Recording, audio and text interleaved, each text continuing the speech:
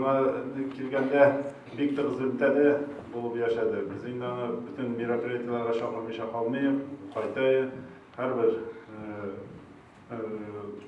ел 80 елына 70 еллыкларга да кайтты ул исемдә мәрхүм Тәргат Саматович барлап бүтәнсен аларның йөргәне менә ул да бүгенге көндә инде вафат булды. Әмма һәр бер айлар шушы Тавил абыйның инде биографияларын әйтеп киттеләр. Ул менә Казанга чыгып киткәннәр. Анда инде күпмедер шушы үзенең рәсем белән кирип киткән. Инде аеруча әйтәсем килә, менә безнең йөздән ничә балабыз шушы сәнгать безнең дом творчествобызда шушы рәсем кружокларына йөриләр. Инде күпмедер нәтиҗәләр дә бар. Анда сөенерлек, сөенеп әйтә торган вакыйгаларыбыз, безнең инде җиңеп чыгышларыбыз да булды. Үткәргән мероприятияларда, Казаннарда, Миядә.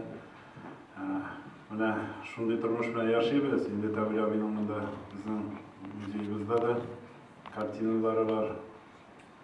Без аны бик хөрмәт итәбез. Бик лаеклы кеше, районыбызның горурланабыз. Районда шундый кеше туганлыгы белән. Инде монда безнең арабызда бүген аның малае Нияз. Ул да тоже шушы атасы юлыннан матурлыгын иттереп эшләп килә. Аңа да уңышлар телибез. Бөтенебезгә дә исәнлек, саулык монда катнашучыларга. Инде Тавил абыйны онытмыйча, Бәдәр битләрендә дә инде аеруча әйтергә кирәк, үзен тарихка кертеп җибәрде. Инде безнең Татарстан флагының авторы дип әйтим. Бүген безнең Зөбәйрәбез вак шушы флагны рәсмиләштергән көнебез. Менә ул тоже истәлек булып калды. Рәхмәт бөтенегезгә.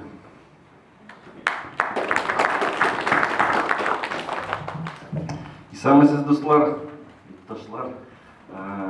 Здравствуйте. Особенно хочу сказать, большие молодцы, что детки здесь есть. И вот это мероприятие, к вам обращаюсь. Там девочки, глазки блестят, мальчики. Всем хочу сказать, что вот этот день дарения, это в первую очередь сделан для вас, чтобы вы знали, что Богатые Сабы, Сабинский район, почему так называется? Потому что у нас здесь нет золота, нет нефти. Самое большое наше богатство — это люди.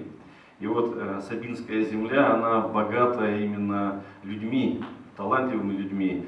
Сабинская земля вырастила очень много великих людей, которые делают очень много не только для Татарстана, но и для целой России. И чтобы вы тоже стремились, знали, что вы и гордились тем, что вы из богатых Сабов, что вы из Сабинского района, и знали, что здесь у нас в Сабах выросли, воспитались, жили великие люди, такие как вот, Хази Ахметов, это сделал флаг. Флаг — это самое важное. Это во все времена, с самых старых времен, всегда победа, всегда флаг присутствовал, и этим символом гордились все. Это энергия, которая излучалась от флага. И вот хочу сказать вам, детки, чтобы вы знали и стремились, и росли великими, учились хорошо, и Сабинская земля, и Сабинский район вам будет помогать в этом во всем, чтобы вы достигли в жизни больших успехов, были такими смелыми, сильными, умными, чтобы продвигали наш район, чтобы он гордился вами, и вы гордились им. С праздником вас!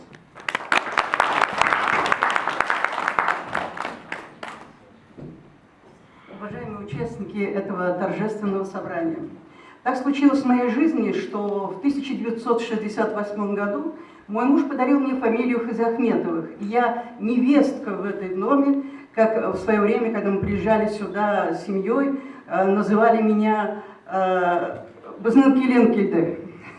Я так и чувствую себя, я чувствую себя невесткой в Сабинском районе. И в этой связи чувствую здесь, видя здесь родных людей, Я хочу передать Краеведческому музею, школе искусств Сабинского района уникальную вещь, которая сохранилась в моей семье. Вот здесь не раз уже говорили о том, что Тавиль Гиниатович Хазиахметов стал уникальным человеком, создавшим для Республики Татарстан флаг государственный. Давайте задумаемся, будет ли еще когда-то в веках такая ситуация, когда уроженец Сабинского района Татарстана создал бы государственный флаг. На мой взгляд, такой ситуации просто не будет. И мы сегодня с вами присутствуем, участвуем в совершенно уникальном мероприятии. В моих руках подлинное Тавиль Гиниатовича с его автографом, с его подписью в адрес моего мужа, тот вариант флага, который был представлен на утверждение в Государственный совет Республики Татарстан. Я сегодня хочу передать его в дар музею, в дар тем сабинцам, кто интересуется жизнью, искусством, творчеством Тавиля Гиниатовича, присутствует сегодня здесь. Надеюсь, это останется в памяти. И здесь же я взяла с собой вот это первое изображение государственного флага Татарстана, которое было в 1991 году заказано в Венгрии. Это венгерский вариант флага, это тоже один из первых вариантов. Вместе с тем, русло, так скажем, моих сегодняшних жизненных интересов входит интерес к родословной. И я заранее думаю, что впредь нам еще предстоит встречаться. Мы будем изучать родословную Тавиля Гиниатовича, его близких. Я думаю, что мы с многими из вас встретимся еще. И я хочу подарить Краеведческому музею книгу, моя книга, которая сегодня пользуется большим интересом. Она называется «Изучаем родословие вместе с внуками». Если пособий по родословию много, если есть пособия, обращенные к школьникам, то нет еще пособия другого, когда бы говорили о необходимости в семье, в силу того, что необходимо межпоколенное взаимодействие бабушек, дедушек и детей. Вот создана эта книга, где задаются вопросы ребятишкам разных поколений, а ответы на них могут дать бабушки и дедушки. Я с удовольствием передам в дар администрации, музею.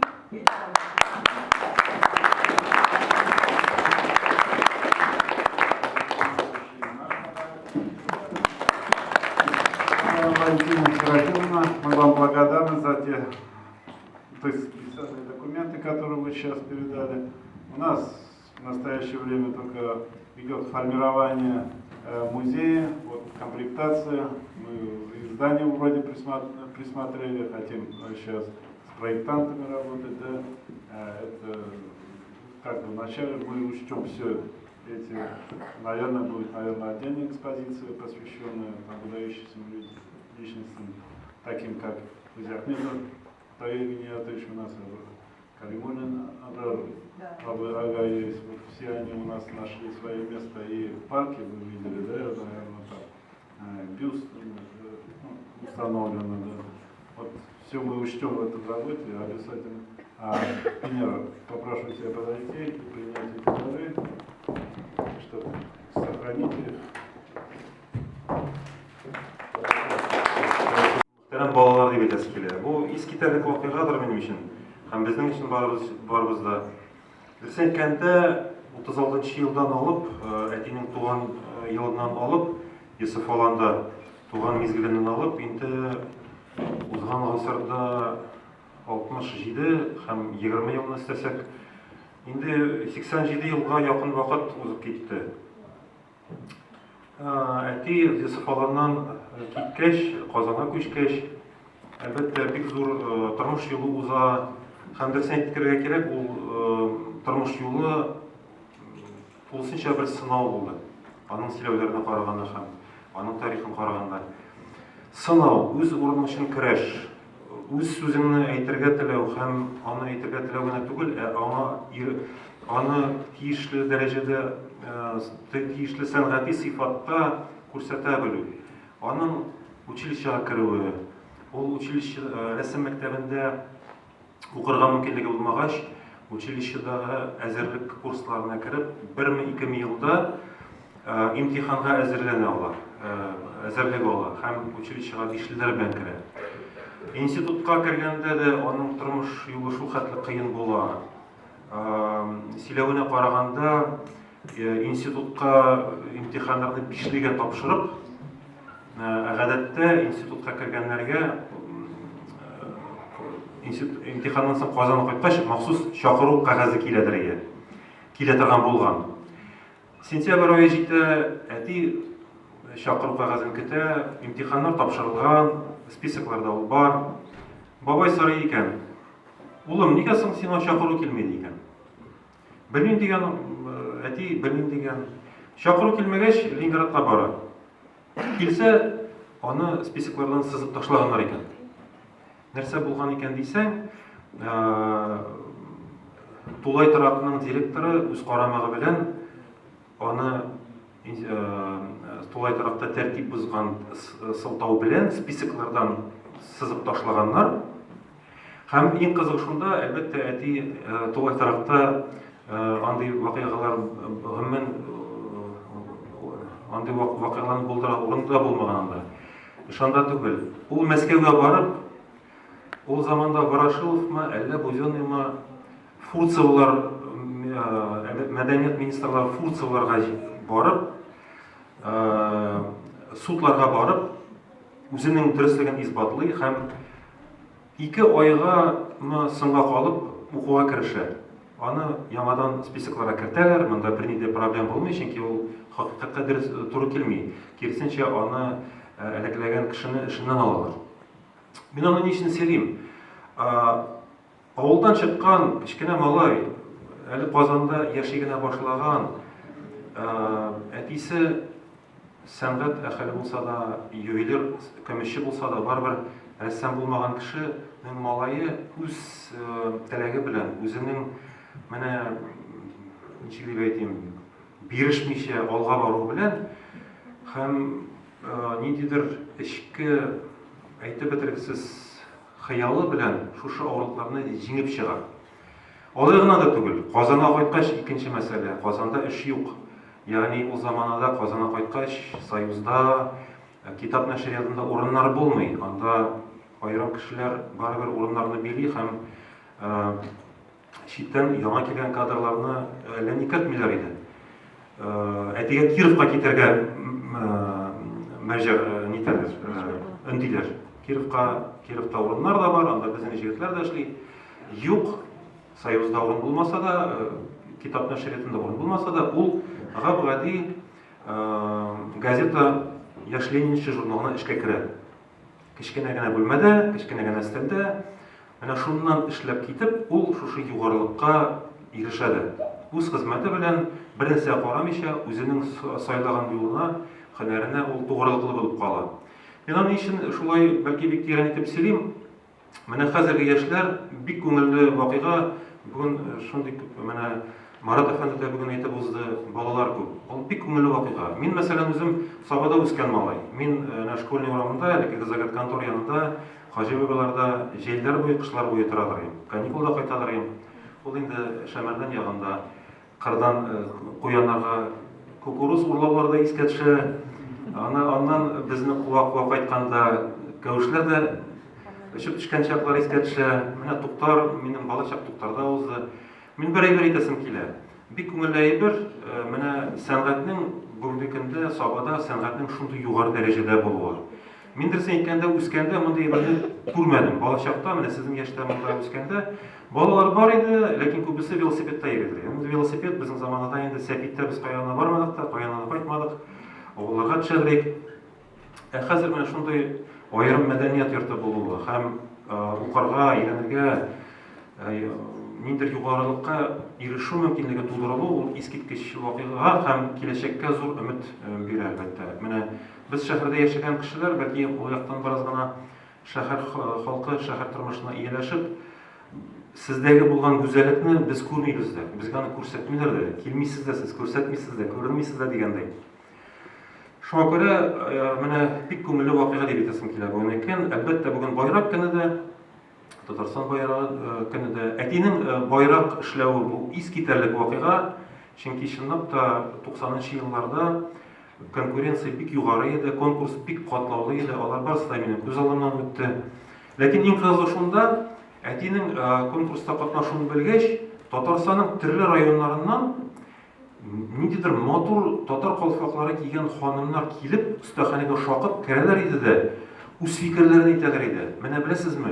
Менә мин шундый төш күрдем. Яисә менә беләсезме? Миңа шундый бер күренеш килде. Менә байрак шундыйрак булырга тиеш, шундыйрак төсләрдә булырга тиеш. Бу аерым тема, аның турында күп сөйләргә була. Ләкин әтинең байрак тудыруы, ул менә мин шулай күрәм, яисә менә мин шулай телим дигән әйбер генә түгел, ул чынбарлыкта халыктан чыккан әйбер һәм халыкның киңәшләренә нигезләнгән әйбер. Инде тагы бер әһәмиятле мизгел дип әйтәсем килә. Менә Фәрит абыйның иң якын туганнардан, әтинең иң якын туганнардан ул Фәрит абый. Фәрит абый Хаҗи Әхмәтов, менә бүген Валентина Серафимовна аның тормыш иптәше. Ул безнең иң якын кешеләребезнең берсе иде. Кызганча каршы 1-2 ел инде ул безнең вафат булды. Балачактан ук ул бездә иде, кунакта иде, без аның белән гел йөрешәдек һәм иң әһәмиятлесе әтинең эшләренең беренче Фәрит абыйда саклана иде. Фәрит абыйда күбрәк әтинең студент чагында ясалган рәсемнәр иде. Бүген менә сез бүген коридорда күргән эшләр, алар әтинең инде лыгайгач, рәссам булгач ясаган рәсемнәре. Ә менә бүген без алып килгән эшләрнең, алар барысы да Фәрит абыйда сакланып, шушы күп еллар дәвамында сакланып һәм исән калган эшләр. Алар барысы да диярлек әтинең студент чагында укыган вакытта ясаган рәсемнәре. Һәм алар шуның белән кызыклы да. Менә белмим бүгенге монда катнашкан балаларның рәсемгә без бүген биючеләрне күрдек. Рәсем белән шөгыльләнүчеләр бармы сезнең арада? Барысы да. Сез беләсезме, менә һәрбер рәссамның иҗатында набросок яки тиз ясалган рәсем дигән әйбер бар. Гадәттә аны 5 минутта, 10 минутта ясап булган. Менә шул сәнгатьнең төрен сез шушы альбомнарда үзегез теләгәндә кулыгызга алып карый аласыз. Менә алар 2 альбомнан тора. 3нче альбомы әтинең фоторәсемнәре. Аны аерым карарсыздан, менә бу зур альбомнарда һәм берсе кичкенә альбомда әтинең үз кулы белән ясаган институт чагында ясаган набросоклары, тиз ясалган, тиз кыска арада ясалган рәсемнәре тупланган. Монда портрет та бар, монда фигуралар да бар. Монда акварель ысулы белән эшләнгән институттагы постановкалар да бар. Фигураларны утыртып махсус ясыйлар. Сез аны барысында игътибар белән анысын карарга мөмкинлек булыр. Алар барысы да диярлек, менә әтинең үз кулы белән 57-ләр, 58-ләр белән 64-ләр арасында ясалган рәсемнәр.